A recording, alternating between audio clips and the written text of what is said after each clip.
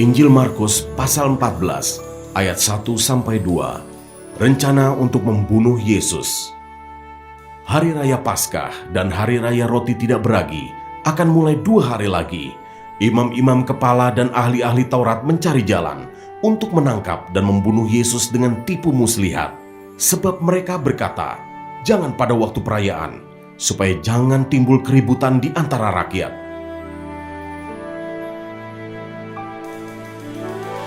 Ayat 3-9, Yesus diurapi. Ketika Yesus berada di Betania, di rumah Simon si Kusta, dan sedang duduk makan, datanglah seorang perempuan membawa suatu buli-buli pualam, berisi minyak narwastu murni yang mahal harganya. Setelah dipecahkannya leher buli-buli itu, dicurahkannya minyak itu ke atas kepala Yesus. Ada orang yang menjadi gusar dan berkata seorang kepada yang lain, "Untuk apa pemborosan minyak narwastu ini? Sebab minyak ini dapat dijual 300 dinar lebih, dan uangnya dapat diberikan kepada orang-orang miskin." Lalu mereka memarahi perempuan itu, tetapi Yesus berkata, "Biarkanlah dia. Mengapa kamu menyusahkan dia? Ia telah melakukan suatu perbuatan yang baik padaku, karena orang-orang miskin selalu ada padamu, dan kamu dapat menolong mereka bila mana kamu menghendakinya. Tetapi aku tidak akan selalu bersama-sama kamu. Ia telah melakukan apa yang dapat dilakukannya. Tubuhku telah diminyakinya sebagai persiapan untuk penguburanku. Aku berkata kepadamu, sesungguhnya, di mana saja Injil diberitakan di seluruh dunia, apa yang dilakukannya ini akan disebut juga untuk mengingat dia."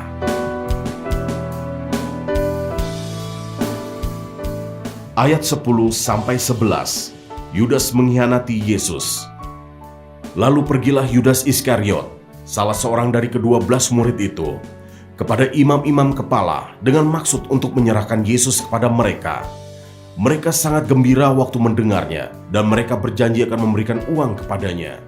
Kemudian ia mencari kesempatan yang baik untuk menyerahkan Yesus.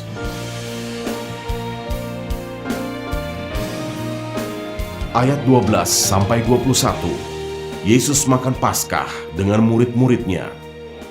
Pada hari pertama dari Hari Raya Roti Tidak Beragi, pada waktu orang menyembelih domba Paskah, murid-murid Yesus berkata kepadanya, "Ke tempat mana engkau kehendaki kami pergi untuk mempersiapkan perjamuan Paskah bagimu?" Lalu ia menyuruh 2 orang muridnya dengan pesan, "Pergilah ke kota. Di sana kamu akan bertemu dengan seorang yang membawa kendi berisi air. Ikutilah dia, dan katakanlah kepada pemilik rumah yang dimasukinya, 'Pesan Guru, di manakah ruangan yang disediakan bagiku untuk makan Paskah bersama-sama dengan murid-muridku?' Lalu orang itu akan menunjukkan kamu sebuah ruangan atas yang besar, yang sudah lengkap dan tersedia. Disitulah kamu harus mempersiapkan perjamuan Paskah untuk kita." Maka berangkatlah kedua murid itu, dan setibanya di kota, didapati mereka semua seperti yang dikatakan Yesus kepada mereka. Lalu mereka mempersiapkan Paskah. Setelah hari malam, datanglah Yesus bersama-sama dengan ke-12 murid itu. Ketika mereka duduk di situ dan sedang makan, Yesus berkata, "Aku berkata kepadamu, sesungguhnya seorang di antara kamu akan menyerahkan aku, yaitu dia yang makan dengan aku." Maka sedihlah hati mereka, dan seorang demi seorang berkata kepadanya, "Bukan aku, ya Tuhan." Ia menjawab, "Orang itu ialah salah seorang dari kamu yang 12 ini. Dia yang mencelupkan roti ke dalam satu pinggan dengan aku. Anak Manusia memang akan pergi sesuai dengan yang ada tertulis tentang dia. Akan tetapi, celakalah orang yang olehnya Anak Manusia itu diserahkan. Adalah lebih baik bagi orang itu sekiranya ia tidak dilahirkan."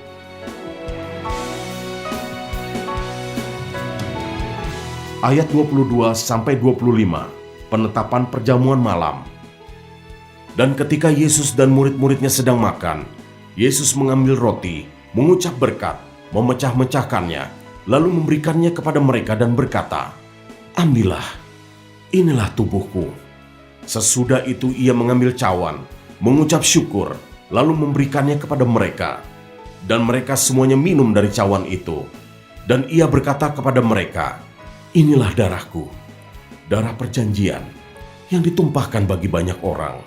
Aku berkata kepadamu, sesungguhnya aku tidak akan minum lagi hasil pokok anggur sampai pada hari aku meminumnya, yaitu yang baru dalam kerajaan Allah."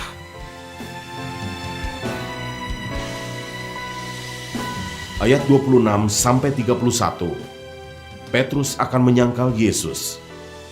Sesudah mereka menyanyikan nyanyian pujian, pergilah mereka ke Bukit Zaitun. Lalu Yesus berkata kepada mereka, "Kamu semua akan tergoncang imanmu, sebab ada tertulis, Aku akan memukul gembala, dan domba-domba itu akan tercerai-berai. Akan tetapi, sesudah aku bangkit, aku akan mendahului kamu ke Galilea." Kata Petrus kepadanya, "Biarpun mereka semua tergoncang imannya, aku tidak." Lalu kata Yesus kepadanya, "Aku berkata kepadamu, sesungguhnya pada hari ini, malam ini juga, sebelum ayam berkokok 2 kali, engkau telah menyangkal aku 3 kali." Tetapi dengan lebih bersungguh-sungguh Petrus berkata, "Sekalipun aku harus mati bersama-sama engkau, aku takkan menyangkal engkau." Semua yang lain pun berkata demikian juga.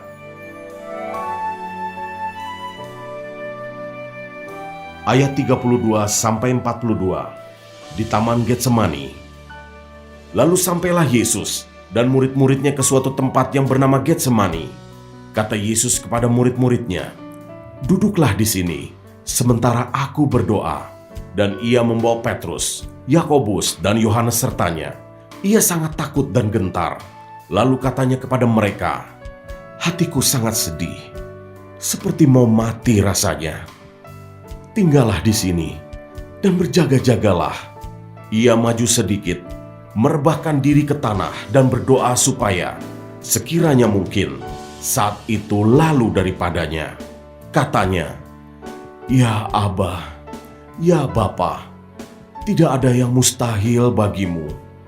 Ambillah cawan ini daripadaku, tetapi janganlah apa yang aku kehendaki, melainkan apa yang engkau kehendaki." Setelah itu ia datang kembali dan mendapati ketiganya sedang tidur. Dan ia berkata kepada Petrus, "Simon, sedang tidurkah engkau? Tidakkah engkau sanggup berjaga-jaga 1 jam? Berjaga-jagalah dan berdoalah, supaya kamu jangan jatuh ke dalam pencobaan. Roh memang penurut, tetapi daging lemah." Lalu ia pergi lagi dan mengucapkan doa yang itu juga. Dan ketika ia kembali pula, ia mendapati mereka sedang tidur, sebab mata mereka sudah berat, dan mereka tidak tahu jawab apa yang harus mereka berikan kepadanya.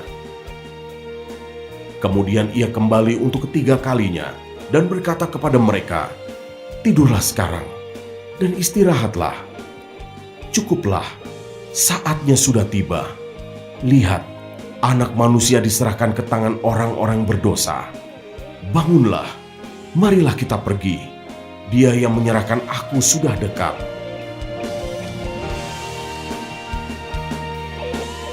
Ayat 43-52. Yesus ditangkap.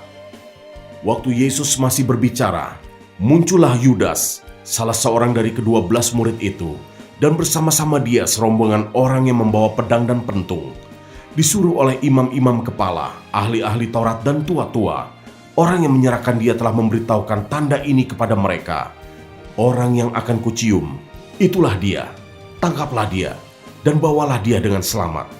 Dan ketika ia sampai di situ, ia segera maju mendapatkan Yesus dan berkata, "Rabi," lalu mencium dia.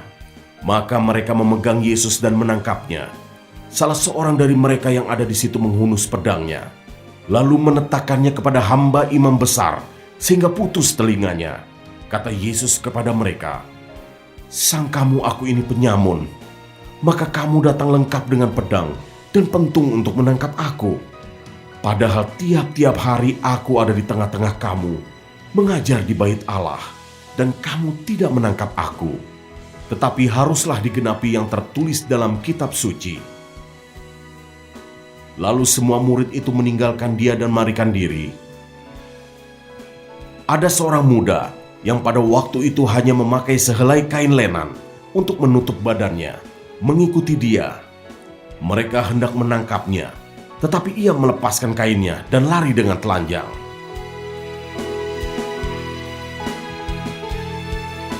Ayat 53-65. Yesus di hadapan mahkamah agama. Kemudian Yesus dibawa menghadap imam besar.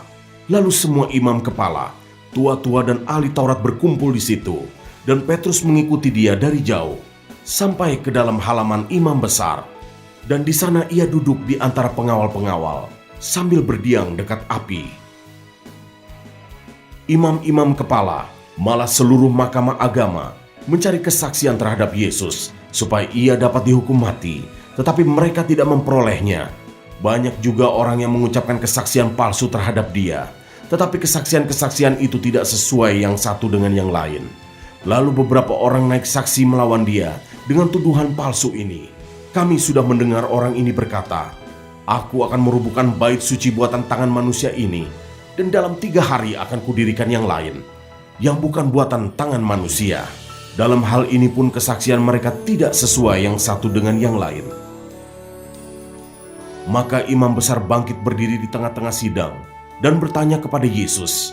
Katanya, "Tidakkah engkau memberi jawab atas tuduhan-tuduhan saksi-saksi ini terhadap engkau?" Tetapi ia tetap diam dan tidak menjawab apa-apa. Imam besar itu bertanya kepadanya sekali lagi. Katanya, "Apakah engkau Mesias, anak dari yang terpuji?" Jawab Yesus, "Akulah dia, dan kamu akan melihat Anak Manusia duduk di sebelah kanan Yang Maha Kuasa dan datang di tengah-tengah awan-awan di langit." Maka imam besar itu mengoyakkan pakaiannya dan berkata, "Untuk apa kita perlu saksi lagi? Kamu sudah mendengar hujatnya terhadap Allah. Bagaimana pendapat kamu?" Lalu dengan suara bulat mereka memutuskan bahwa dia harus dihukum mati. Lalu mulailah beberapa orang meludahi dia dan menutupi mukanya dan meninjunya sambil berkata kepadanya, "Hai Nabi, cobalah terka." Malah para pengawal pun memukul dia.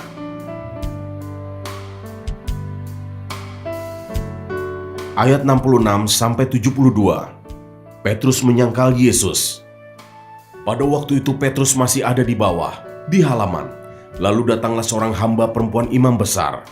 Dan ketika perempuan itu melihat Petrus sedang berdiam, ia menatap mukanya dan berkata, "Engkau juga selalu bersama-sama dengan Yesus, orang Nazaret itu."